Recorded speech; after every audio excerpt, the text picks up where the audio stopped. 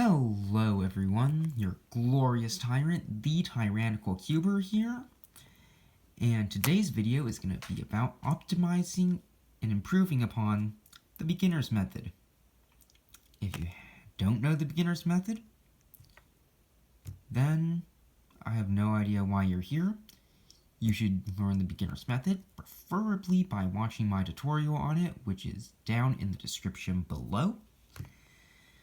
So this is going to be improving upon three steps.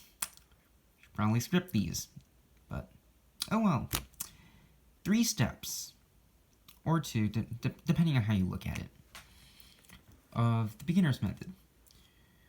The first steps, depending on how you look at it, is going to be the cross and daisy. Well, daisy and cross. So for that, just gonna throw these two aside. Now, if you haven't noticed already, these two are in the exact same scramble. And this is just for comparison purposes of efficiency. So this, I'm going to use the daisy and cross exactly how it is in my beginner's method tutorial. And this, I'm going to use as a comparison and to teach you the improved cross and daisy steps. Daisy and cross, whatever. So this, we're going to do the daisies. So these two, I can just bring them up like this. That's 2 moves. This, I'm going to bring up like this. 3, 4. And then rotate that to bring that slot over. 5. No, I'm counting like one of these 180-degree turns as 1 move. And then bring this up. 6. So 6 to make the daisy. And then 1, 2, get that. 3, get that. 4, 5, 6, 7. 6 moves to get the daisy, 7 moves to complete the cross. So that is a total of 13 moves. Now, I'll use this to teach the other methods. So, this, you're just going to directly be forming the cross. No more daisy, just cross. So here, I'm just going to align this white-orange. So 1, this, pull this down. 2, 3, pull this up in the top layer. 4, move it over to the green here. 5, pull it down. 6, move this over here. 7, and then insert it. This is kind of like that daisy case where you can't just pull this up and then, like, you know, the other 3 are set all. So 7, 8, 9. 9 moves versus 13 moves. Now, that's a 4-move difference. Now, 4 moves, that may not seem like a lot, but once you start to get faster, it's going to make a pretty big difference. And also, there will definitely be cases where the cross is a lot more efficient than a daisy, like maybe even 10 moves more efficient. I have no proof of that. Do not use that number if you need to give like specific numbers for some reason, if you're doing like a cubing research lecture to first graders or something. I don't know. See, this is another reason why I should probably script these. But the next step that we're going to improve is first layer. And don't worry, I'm going to give another cross example after the first layer stuff. So yeah, just going to toss these two aside. Bring in these two. So first layer, this is going to be a lot more efficient. So this is going to be first layer exactly how it is in beginner's method tutorial. And this is going to be first layer the new way. So I see this edge. 1, 2, 3, 4. 1, 2, 3, 4. 8. 9, 10, 11, 12, 13, 14, 15, 16, 17, 18, 19. Not going to do that last one because that's not necessary. 19, I see this side, this corner. 20. Rotate around. 21, 22, 23, 24. See this edge, rotate around. 25. 26, 27, 28, 29, 30, 31, 32, 33, 34, 35, 36. This is already here, so 37, 38, 39, 40, 41, 42, 43, 44, 45, 46, 47, 48. That was 48 moves. That's a lot. Like, if I really wanted to, if I really tried and I used Rue, I can do an entire solve in 48 moves. So this is extremely inefficient. So how we're going to improve upon that is depending on what the corner looks like. So let's just say in this case, that took like 19 moves. Solve this one corner. No, none of that. No, we're not going to spend 17 moves on this one corner. So we're still going to do you're going to insert it into this front right slot. But now, if the corner, the white is facing you, instead, we're going to move it over like this, bring the right face up, and now realign so that this white is matching. Bring it down. That was just 4 moves. 4 versus 17, or 19, or whatever it was, to insert that corner. Now, many of you, if you tried to solve cube before you learned the beginner's method, and you solved one side, that may or may not have been exactly what you did to solve that. Just so you know. But, yeah. Now, take this corner. It's supposed to go down there, so that's 5. If the white is facing to the side, just do the original algorithm to solve this down here. So the right face up, right face clockwise, and right face down. You don't need to do this. So that was another 3 moves. So now we're at 8. Okay, perfect. So now with white facing up, this does not necessarily need to be right above the slot. So the first step is to push it down like this. So push it down, put it over some random empty slot, push it down like this. That's 9. Move it over. 10. Revert this. 11. And now just do insert this corner normally. So over here. So that's 12. And now this is facing the side. Face up. 13. 14. 15. This over here. This is facing me. So that's 16. 17. 18. 19. 20. 20 moves versus 48 moves. And conveniently, these two ended up solving. That's not going to happen all the time. That's going to happen like none of the time. 20 versus 48. That is a big, that is a 28 move difference. So it's a big difference. And many of you, you're probably going to be turning like this. That's probably like 1 turn per second. 2 turns per second at most. So that's going to save you at least 10 seconds. Now that was a really big time difference. Okay, future me coming in to correct another oversight. So, you don't want to be turning like this anymore.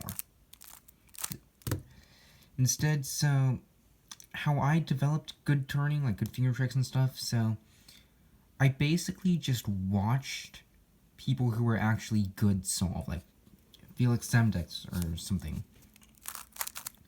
So,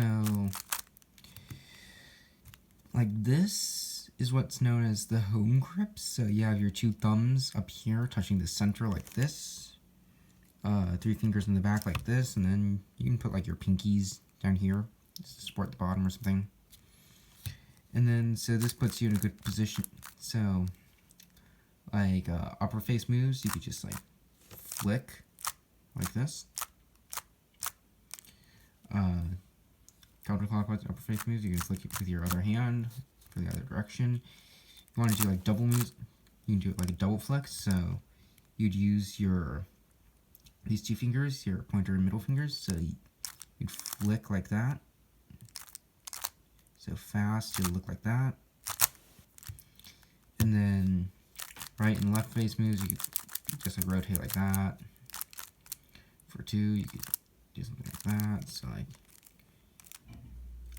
a regular move, and then like these 3 fingers sort of push forward farther. Same with left face double moves, but you're barely ever going to use those. I say take that back. You're like never going to use this in the beginner's method. So yeah, and front face moves, I like to use my thumb like this. I think I may like to use my thumb too much. So when you're using your thumb, you bring both pointer fingers up like this to like support the cube, so that you're not like doing something like that. I don't know, so it doesn't like flop around, I guess. So yeah, and the other direction, just use your other thumb like this. You could also like regrip like this, and then yeah. And overall, just like watch fast people solve and try to imitate them, I guess.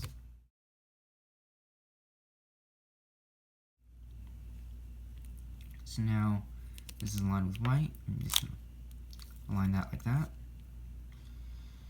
So these 2 are in the middle. This is up, but it's unoriented. In other words, you can't just pull it down and expect it to align with white. So I'm gonna pull this up. Move this over here so it aligns, pull it down so it aligns. Conveniently, this ended up aligning. I did not know that. I wasn't. Let's pull that down. This is unoriented again up here, so it's this case where everything else is solved. You can't just pull this down, so pull it down like this, move it in, and revert that. Okay, I'm not going to give another thing. This should be pretty self-explanatory, but now, final tip. This final tip is optional. You don't have to do this, but I highly recommend that you do it now, so that if you want to implement it later on if you learn like CFOP, the most popular advanced method, otherwise known as future method. I'm going to make a tutorial on that soon. So if you want to transition into that, learning this now, or implementing this now, will be extremely beneficial. Because I didn't implement this last thing now. I mean, well, at this point, and when I went to implement it later on, it was a pain. And it is color neutrality. In other words, you can solve the cross on any color. You're not just solving the white cross like this, yeah, line white cross. No, you're gonna solve any cross. So in this case, the best cross is probably orange, and just quickly eyeballing it, I have no idea if the best cross is actually orange. Which is why I should probably strip these, because, you know, this orange edge It's already there, so yeah, I'm just gonna align it like that. And now bring this up, bring it over here, align that. This, bring it down there, bring it in, sit there, pull it down. Orange cross. Now, basically with this, so the corners, this first layer insertion should be pretty much, this should be pretty self-explanatory, like, except so like this goes over here, and instead of white's over here, but like white isn't your cross color anymore. So treat this as if it were white, as if orange were white. So this orange is on top, so push it down, move it over, revert that, and then now bring it over. That's facing the side, so original alg. And then see this, so over here, so this is facing towards me, so move it over, align that, move this up, align it, bring it back down, and then yeah, I just did that really fast. So this should be pretty simple. The second layer, so this, align that, this goes over here, so yeah,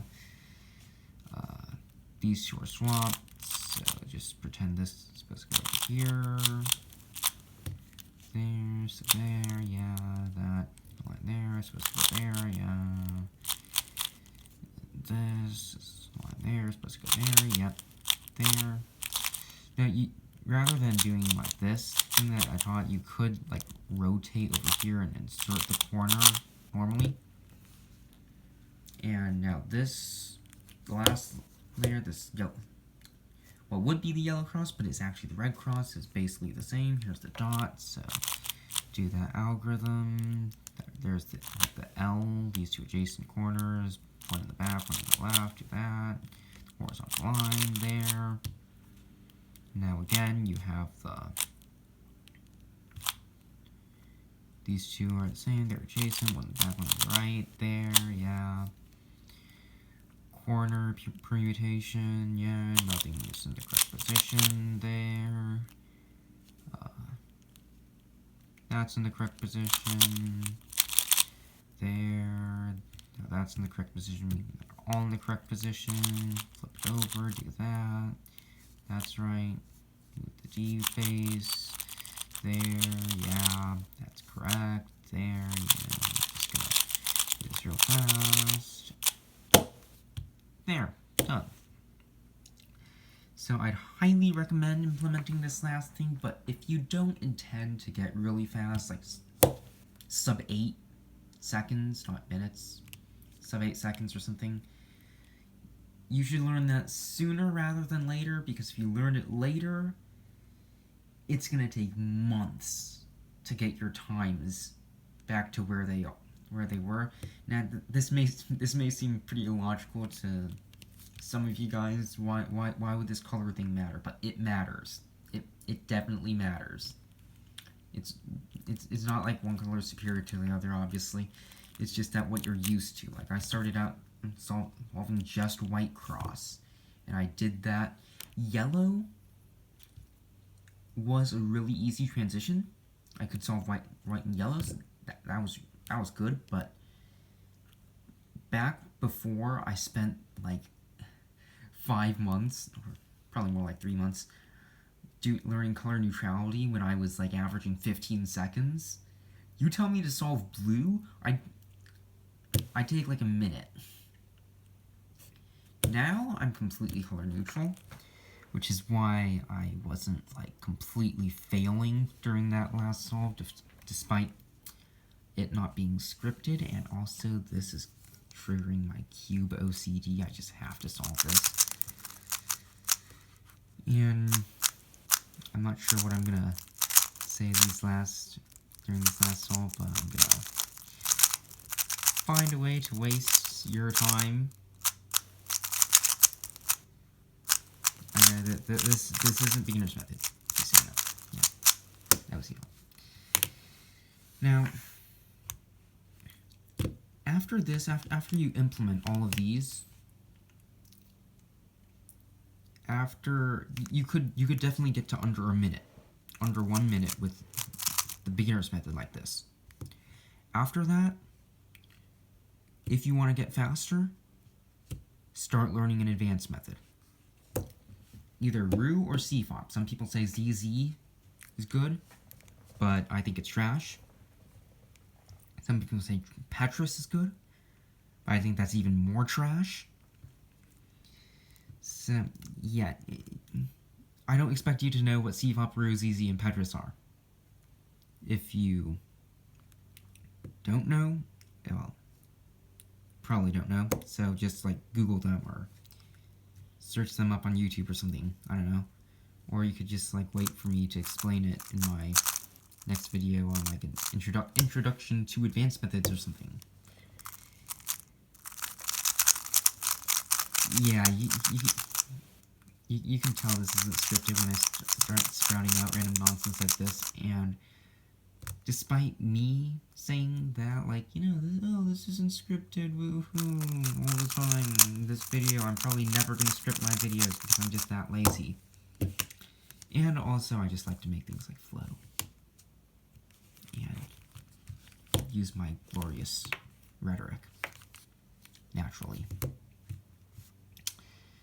So, yeah, that is all, and after this, I'm probably going to be uploading an introduction to advanced methods thingy, video, not thingy, it's a video, yeah, right after this, around the same time. So, if you're interested in learning an advanced method, go look at that. So I explain, like, all the advanced methods to you, or not all of them, because, like, I know nothing about Petrus. All I know is that it's trash. I know a bit about ZZ, but, like, if any ZZ solvers look at any solves that I try to do in ZZ in that video that I may or may not actually try to do, they'll think I'm trash at ZZ. Actually, I am trash at ZZ because I've done, like, 2 solves with ZZ. Yeah. So, yeah. If you want to improve, after this video, go look at that video. It's gonna be on my channel sometime. So, goodbye. And okay, this isn't. I have this thing where I just don't beg for subscribers, but, like, you know, remember to like and subscribe because I'm just glorious. I'm not begging for subscribers, by the way. This is like and subscribe if you liked this video. Probably didn't because it wasn't scripted. But still, like and subscribe if you did. And goodbye. I will stop wasting your time now.